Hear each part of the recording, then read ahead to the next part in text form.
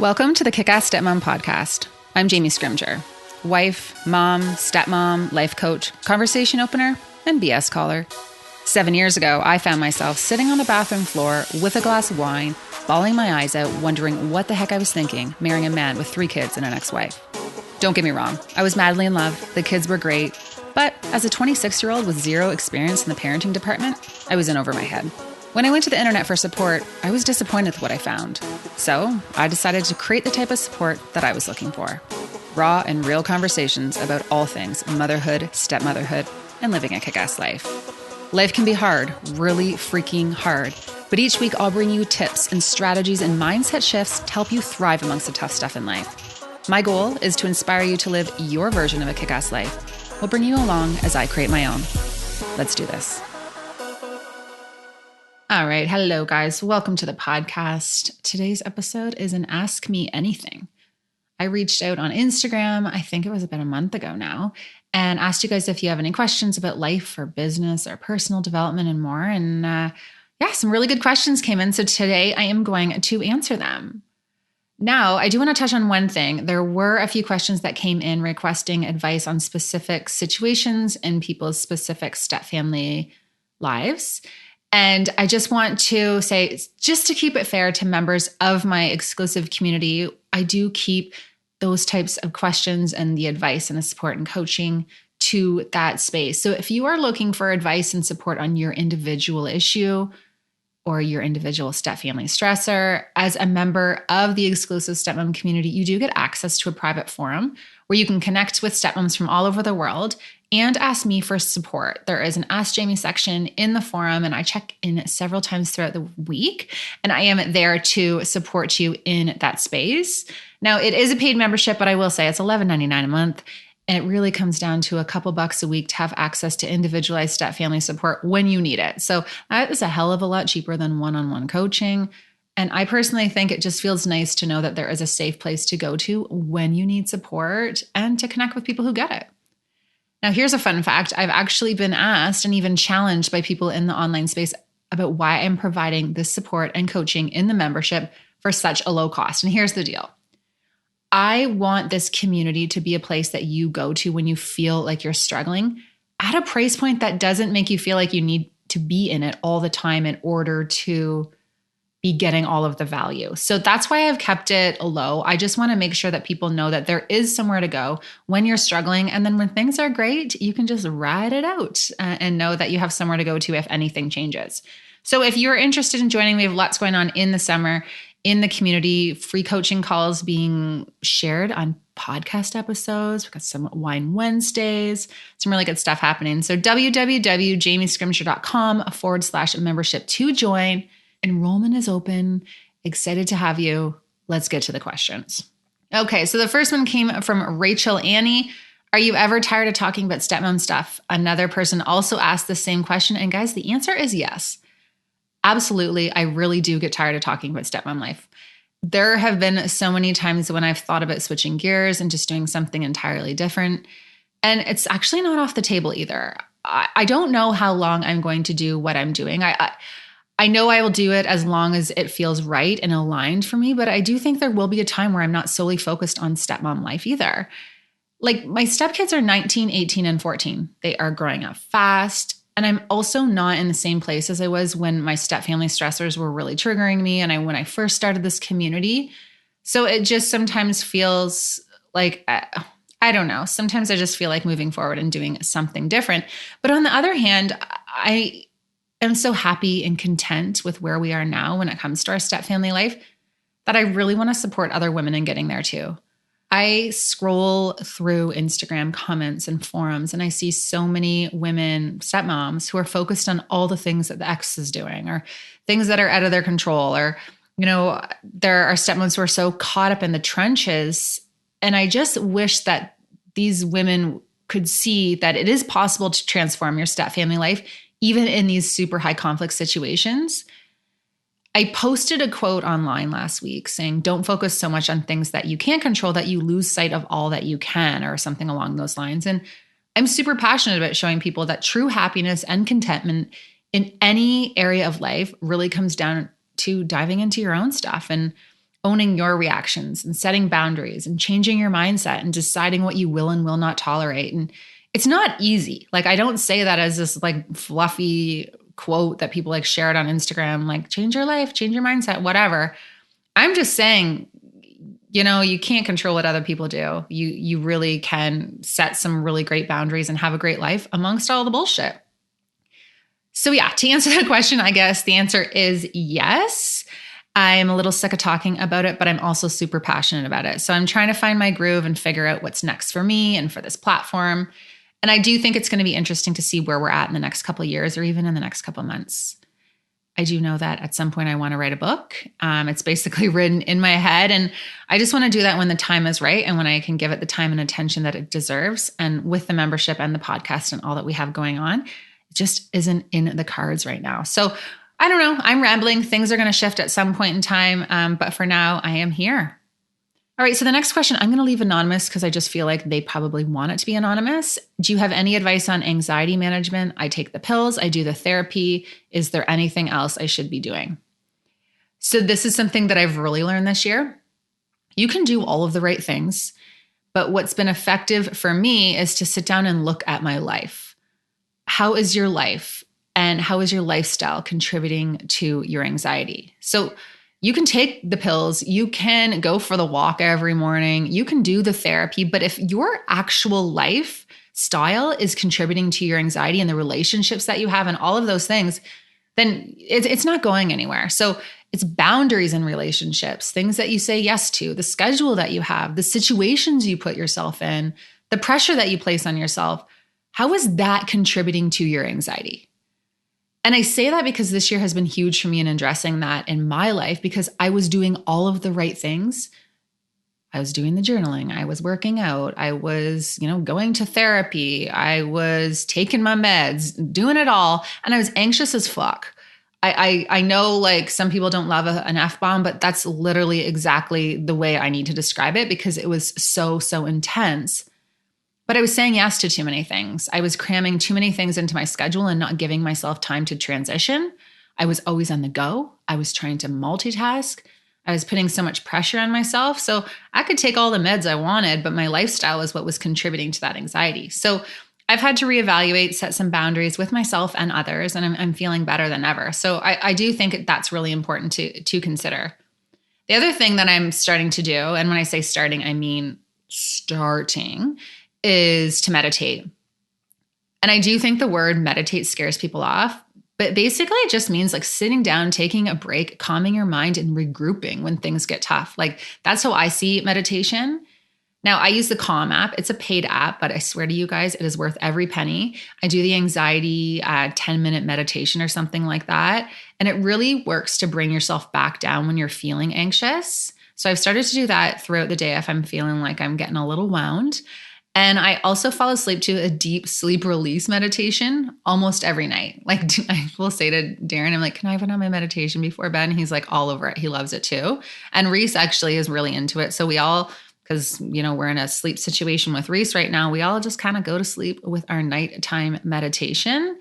That's not sponsored. I'm not working with the Calm app, but it definitely would be one of my dream partnerships because it is so freaking amazing, guys. So highly recommend the Calm app, even if you're not super anxious. But it's definitely helped me in just kind of getting into the groove when it comes to starting to meditate. Okay, so next question from Ash John. Anything you wish you would have done differently regarding your stepkids or their mom in those relationships? Yeah, I thought of it this when I read the question, and there are definitely things I would have done differently at the beginning.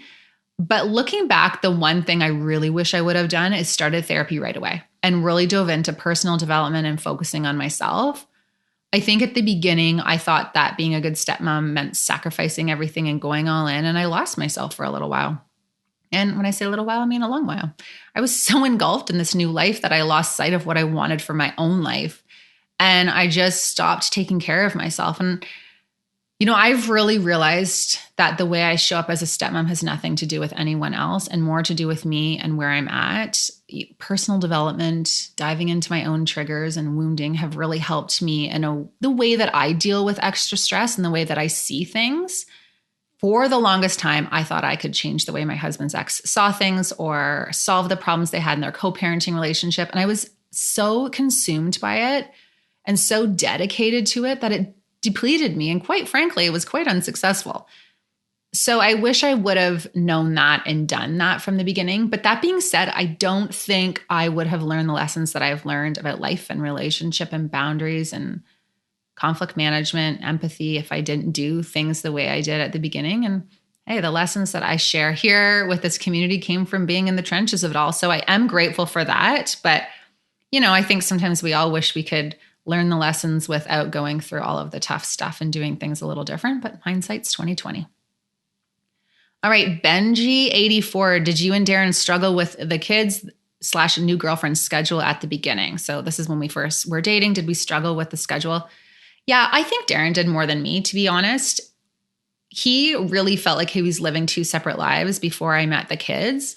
And he felt like he really wanted me to meet the kids so that we could kind of like all do things together. But I made the commitment at the very beginning that I wasn't going to meet the kids until I was all in, because I just didn't think it was fair for them to have someone come in their lives and then leave. And he struggled with that because I waited longer than he wanted me to. But when it comes to the schedule, I think I was pretty understanding because I grew up with a divorced parent, so I knew what to expect. His time with his kids really was his time with the kids at the beginning. And I respected that because I knew his time's limited. I grew up personally not feeling like I was a priority for my parents, and quality time wasn't something that they really cared about, I'd say, especially with me as a child. And that always bothered me. And I always craved that. So Darren prioritizing that with the kids above him, anything else really, has always been something that I've admired in him and I've encouraged in him, because kids need to feel like they're a priority and that they're loved and that they're safe and that, everything is going to be okay, especially when, it's those early stages of the divorce. But that doesn't mean I didn't struggle and I didn't wish I could have had more time with him. I just understood that that was our circumstance and things were the way they were because, that's just, it was what it was. Now, I do think that we talked a lot about this in the first year of our marriage and what it was like in the first episode of this podcast. So if you haven't listened to that, I would go back and do that. We dive into a lot of our struggles in that episode. And we also have some tell-all episodes, unfiltered podcast episodes in the exclusive community. And, there's some things that just feel personal and we aren't totally comfortable sharing with the whole world. So that's why I created that space in there. So if you're interested in just kind of our struggles and what we've gone through and how we've got to the place that we're at now, definitely check that out.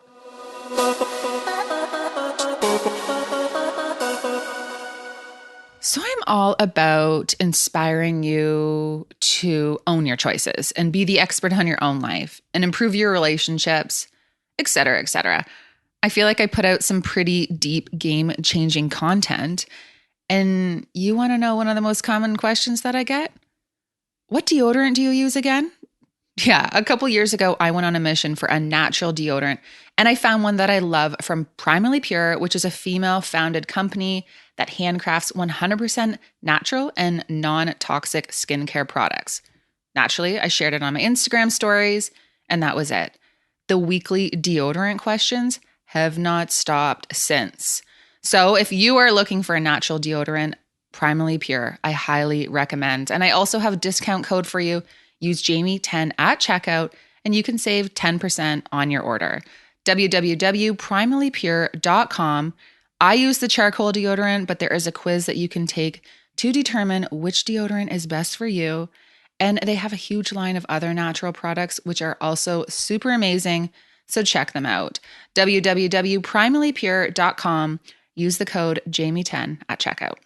All right. So guys, I am always asked what platform I use to run my coaching program. So that's the Kick-Ass Stepmom, Kick-Ass Life coaching program, my membership, the exclusive Stepmom community, my ebooks, just all of the resources that I have. And the answer is Kajabi. So Kajabi is an all-in-one platform where you can host your digital products, your membership sites, your courses, and it has features like email marketing and a blog and a website. You can take payment and basically anything that you need to do or use to run a digital platform. I just looked and I have been using Kajabi since 2019 and have not looked back. Before I was using it, I was using so many different programs to do this and to do that. And I was trying to keep it all organized and it was just too much. The best part of Kajabi though is their customer service. Guys, their support is amazing.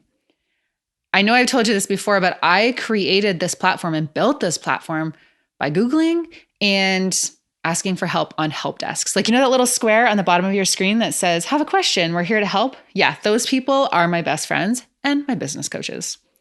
Kajabi also has a library full of video tutorials that walk you through step by step everything that you need or want to do. And guys, like when I first started this platform, I had no idea how to do anything when it came to running anything online.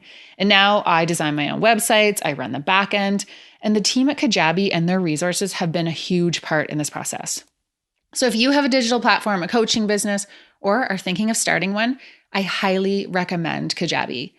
Now, I am an affiliate, so when you sign up using my link, I receive a small commission that helps support this podcast and all the free content that we share every week.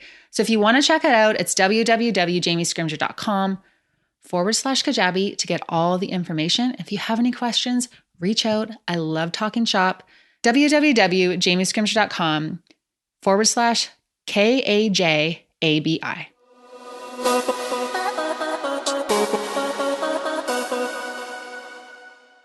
Okay, next question is from Blended Doula Base Life. I don't know, I butchered that, but how do you remember to eat normally? Meals, times when you're immersed in your workday?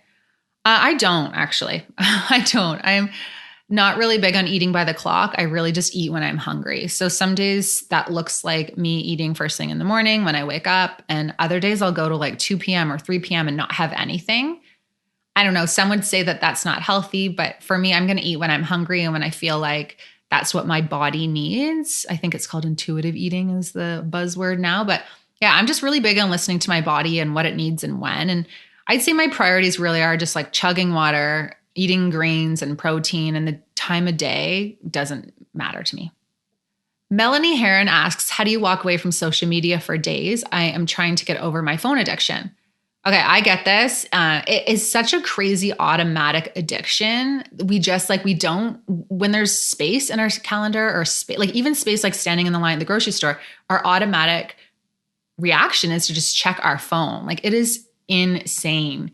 And we're just all so conditioned to scroll when we have a minute. And, you know, for me, I've started to become more and more conscious of this because I work on my phone and then like I could be on my phone all day, every day. And I don't want to do that. So I found that when I ask myself why and what's the benefit of doing this, it really makes me stop and think about why I'm on Instagram or why I'm like scrolling through Facebook. Actually, I don't ever go on Facebook. I'm very rarely on Facebook, but it's definitely Instagram. So I do that. And I also pay attention to how social media makes me feel. So sometimes if I'm feeling particularly anxious, social media can add to that. So if that's how I'm feeling, I just make a note to just get off.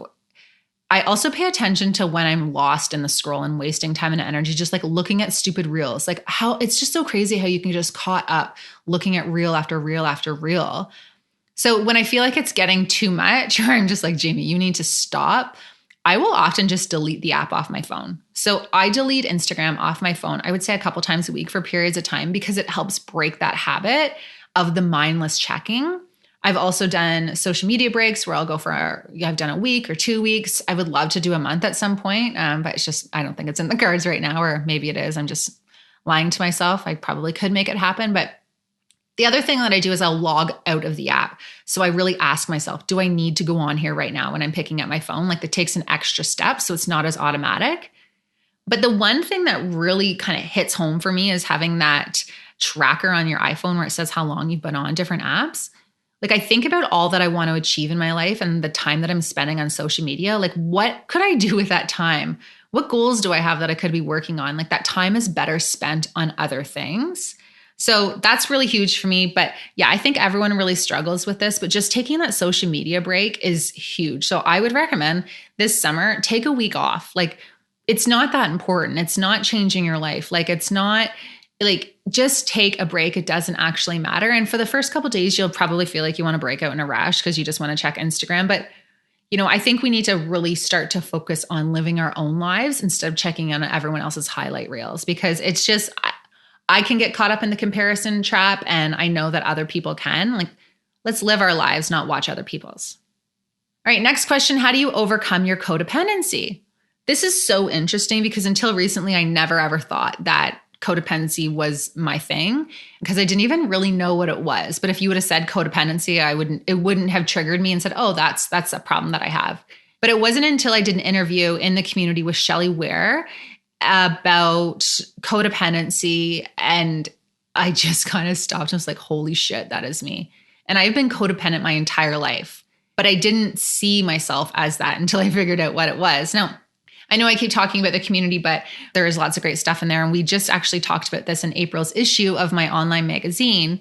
But in that issue, I talked about my experience with codependency, and we were kind of talking about like my husband's experience in like the legal system and court documents and all of that kind of stuff, and how my codependency issues have been, affected, or I've had to be really conscious of those during this time. But codependent stepmom is someone who cannot function on their own and whose thinking and behavior is instead organized around another person, process, or substance.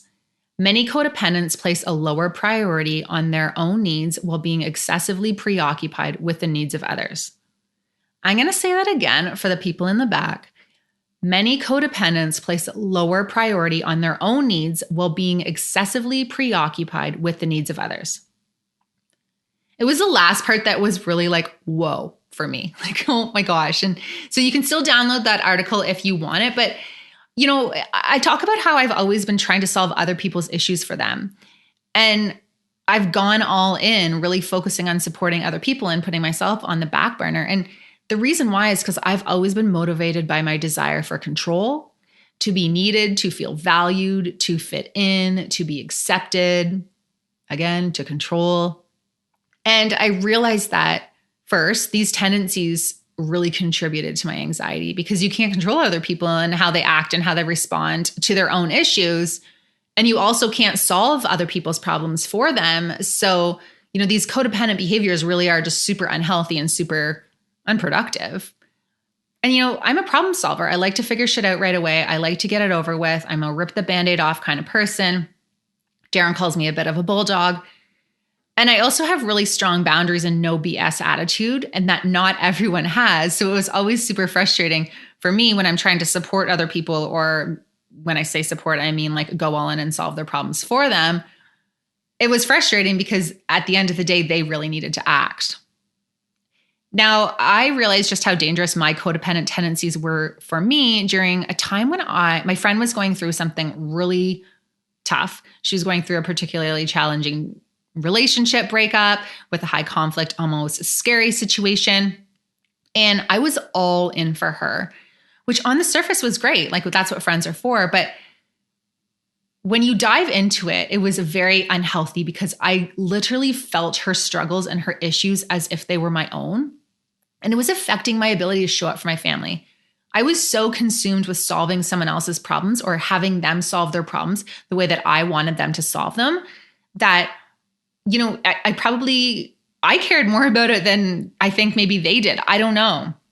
But, getting very real about my relationship or my relationships and how this has been an issue for me in the past has helped me deal with my codependency, so that now when I have the urge to go all in and figure things out, I can talk myself out of it and be like, I can't care more about someone else's problems than they do. I'm here to support you in solving your problems, but it cannot affect my ability to show up for myself and the people who need me. I cannot fix what I didn't break, nor am I responsible to. Like, it is about getting really fucking honest with yourself if you're trying to get over your codependent behaviors. Even with Darren and his co-parenting relationship, I've really taken a step back. Like, there are things that I would have dove into in the past and just dealt with because that's how I felt they should have been done, or I wanted to solve the problems for him, or I felt like they weren't getting done. But it really just caused me unnecessary stress, because ultimately it wasn't my responsibility and problem to solve. And for the longest time, I felt like I had to do things because otherwise they wouldn't get done, like I just said. But really, it was that if I didn't do it, it wouldn't get done on my timeline or the way that I wanted it to get done. And that was about me being just this control freak. And there's a huge difference in that. So I've taken a step back and started to say no to some things and given people opportunities to take ownership and responsibility for their own stuff as they should. But I think to get really clear on your codependent tendencies is very important to stopping them. So you need to be able to call yourself out and be like, okay, what is happening here? But seriously, guys, do not care more about someone else's issues than they do, or you can't put more effort into solving someone else's issues than they are, because you're just going to deplete yourself, and it's not healthy. It's just not healthy. Okay, so Jay Winker, how do you get the kids to respect your self-care efforts? Ours are so needy. Okay, so here's what you have to remember. The only one who needs to respect your boundaries is you. It's nice when people respect your boundaries, but they don't have to.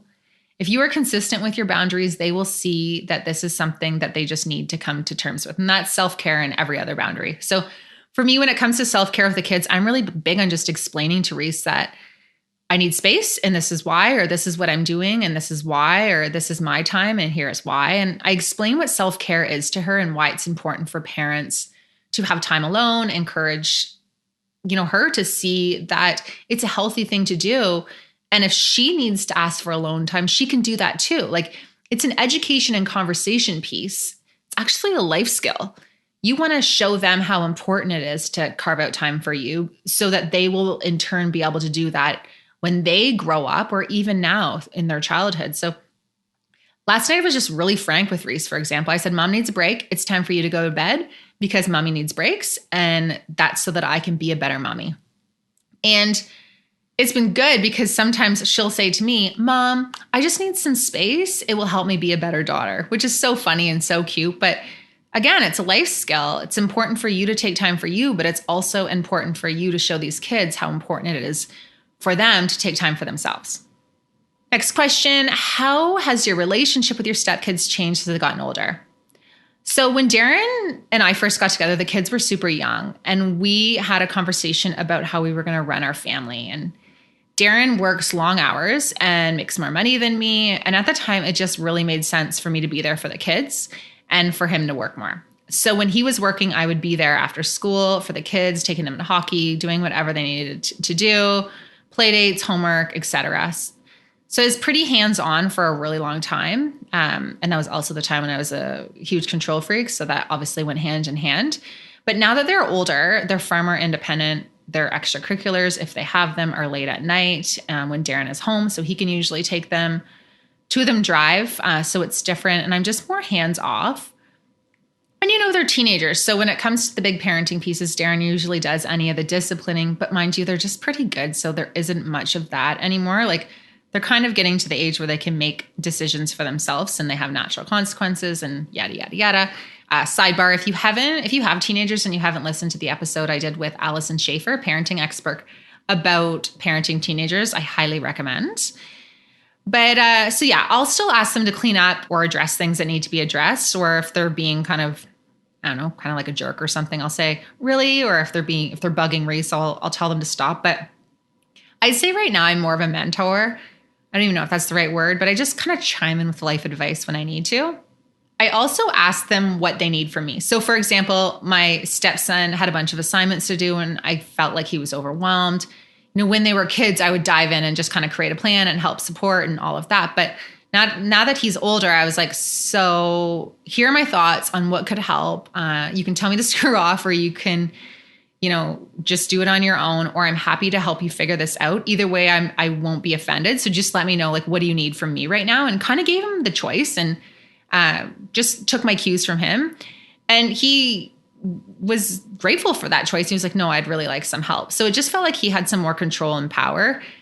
But I do think it's really important to take your cues from the kids, even when they're young. But right now, my relationship with my stepkids is a lot different and truthfully way less time consuming than it was at the beginning. Like, weeks on at the beginning when they were young were super intense, but now it's just, they're off doing their thing and they're turning into young adults. And it's actually really amazing to watch that happen.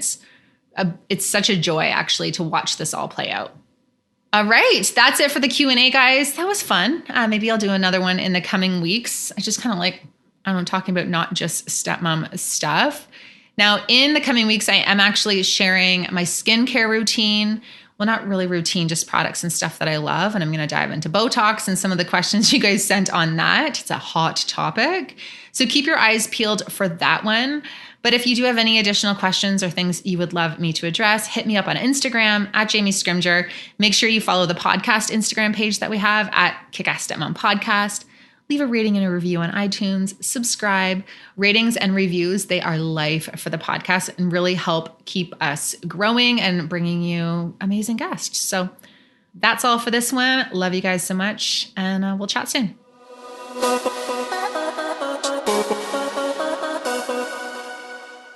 That's it for this one, guys. I am so happy that you took time to join and have these important conversations. If you haven't already, be sure to subscribe so that you get updated when new episodes are released. And if you are craving more and you're looking for personalized support and connection, be sure to check out the exclusive Stepmom community.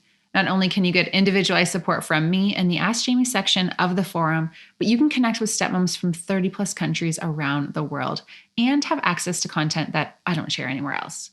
www.jamiescrimshaw.com/membership. Thanks so much for listening, and I'll chat with you next week.